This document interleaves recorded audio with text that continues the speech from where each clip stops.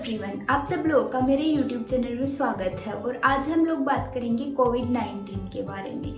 जब चारों ओर इतनी नेगेटिविटी फैली हो और हर तरफ डर का माहौल बना हो, तो ऐसे में बहुत ज़्यादा ज़रूरी है कि हम लोग मेंटली और फिजिकली दोनों तरह से स्ट्रॉन्ग हो।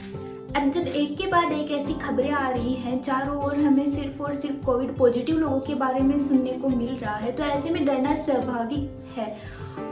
चाहे से कोई भी न्यूज़पेपर उठा लो या फिर न्यूज़ चैनल उठा लो, वहाँ पे सिर्फ और सिर्फ कोरोना का माहौल दिखाया जा रहा है, तो डरना स्वाभाविक है। और जब वायरस ही इतना शक्तिशाली है तो डरना जरूरी भी है, लेकिन ऐसे में हमें पैनिक नहीं होना है, बल्कि कुछ चीज़ों का ध्यान रखकर हम खुद का कोरोना से बचाव कर सकते हैं। और अगर कोरोना हो भी गया है तो भी हमें पैनिक नहीं होना है, क्योंकि बहुत सारे हेल्थ एक्सपर्ट्स ऐसे बोल रहे हैं कि 80% लोगों में सिर्फ माइल्ड सिम्टम्स देखने को मिलते हैं, और जो कि थोड़ी सी सावधानियां, थोड़ी सी दवाइयों के साथ आसानी से रिकवर हो जाते हैं। तो अब हम बात कर लेते हैं उन चीज़ों के बारे में जो कि हमें कोरोना से बचा सकती हैं।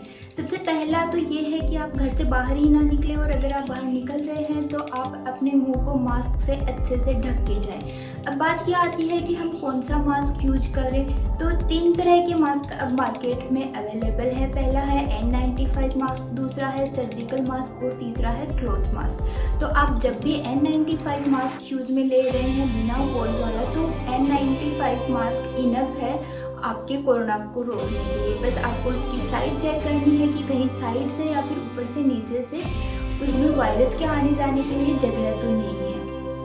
फिर हम बात करते हैं सर्जिकल मास्क के लिए। सर्जिकल मास्क अगर आप यूज कर रहे हैं तो सर्जिकल मास्क और उसके ऊपर क्लॉथ मास्क लगाएं। डबल मास्किंग बहुत ज़्यादा ज़रूरी है कोरोना से बचाव के लिए।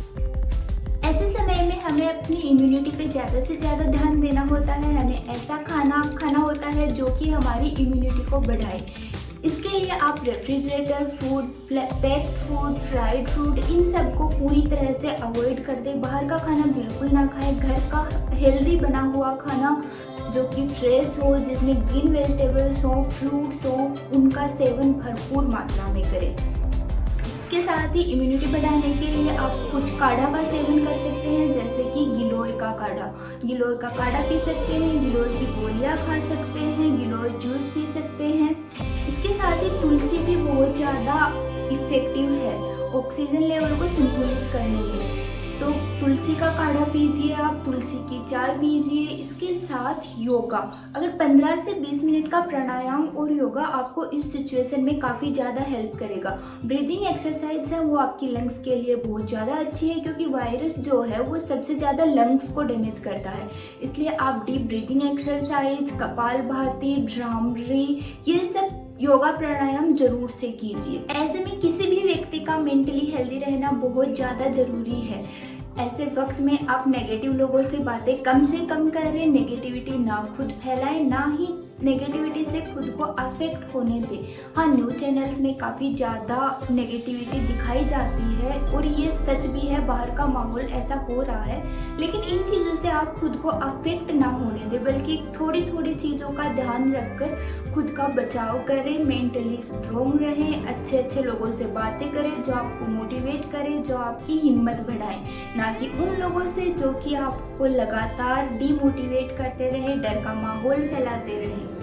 अगर आप या फिर आपके आस पड़ोस में आपके रिश्तेदार कोई भी कोविड-19 पॉजिटिव पाया जाता है, तो ऐसे में आपको पैनिक करने की ज़रूरत बिल्कुल भी नहीं है।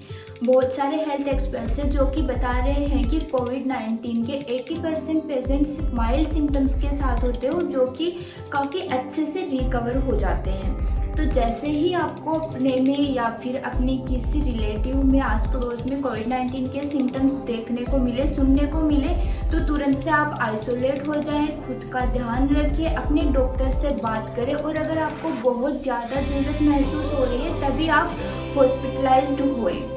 खुद का घर पे ध्यान रखें, अच्छे से आप अपनी दवाइयाँ टाइम से लें, और सेल्फ मेडिकेशन की ज़रूरत नहीं है। ऐसे में बहुत सारे व्हाट्सएप फॉरवर्ड्स ऐसे हैं जिसमें ये बताया जाता है कि इस दवाई से कोविड-19 चला जाएगा, ये दवाई आपके ऑक्सीजन लेवल को अचानक से बढ़ा देगी। इन सब चीज़ों पे विश्वास ना करें।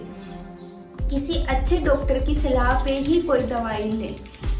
चाहे से वो एलोपैथी हो, चाहे से होम्योपैथी हो, चाहे से आयुर्वेद हो, कुछ भी हो। एलोपैथी में स्टेरॉइड्स का यूज लगभग सेकेंड वीक के बाद किया जाता है। अगर आप उससे पहले स्टेरॉइड्स का यूज कर रहे हैं तो ये आपके लिए हानिकारक हो सकता है। होम्योपैथी में भी बहुत सी दवाओं के बारे में बताया जाता है कि इनको आप ले लें, इससे आपका तुरंत ऑक्सीजन लेवल बढ़ जाएगा, इससे आपको कोरोना नहीं होगा। तो ऐसा कुछ नहीं है। होम्योपैथी में ऐसी कोई अकेली दवा नहीं है जो अचानक से आपको ठीक कर दे। होम्योपैथी सिम्टम्स के बेसिस पे दी जाती है और हर एक व्यक्ति के लिए एक अलग दवा निकल के आती है। आयुर्वेदिक में भी ऐसा ही है। किसी भी व्हाट्सएप फॉरवर्ड को आप जैसा का जैसे खुद पे अप्लाई ना करें, खुद का दिमाग लगाएं, खुद के रिसोर्सेज से उस चीज़ के बारे में जानने का प्रयास करें कि ये चीज़ें कितनी सच हैं, उसके बाद ही आप कुछ करें। कोविड-19 से रिकवरी में कुछ चीज़ें हैं जो आपकी मदद कर सकती हैं। सबसे पहला तो है कि आप अपने डॉक्टर के परामर्श के अनुसार दवाइयाँ लीजिए। इसके साथ आप खुद को हाइड्रेट रखिए, खूब सारा पानी पीजिए। किसी और रूप में भी आप अगर फ्लूइड्स ले सकते हैं तो भरपूर मात्रा में लीजिए। दिन में 2 बार स्टीम लीजिए। दिन में 15 मिनट कम से कम आप प्रोन पोजीशन में सोइए, उल्टा लेट जाइए और 15 मिनट तक वैसे ही सोते रहिए। ऐसी स्थिति में सोने से आपका ऑक्सीजन लेवल बढ़ता है।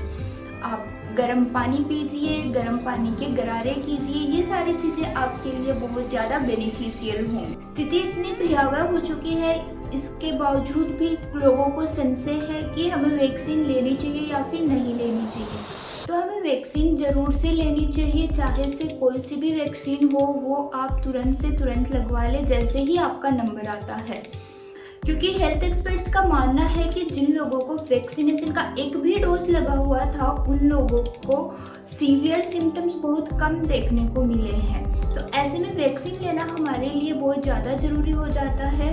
हालांकि यह हमें लाइफ लॉन्ग इम्यूनिटी नहीं देगी, लेकिन फिर भी कुछ समय के लिए हमें कोरोना से बचाएंगे वैक्सीन, और तब तक हालात काबू में हो जाएंगे। तो वैक्सीन आप जरूर से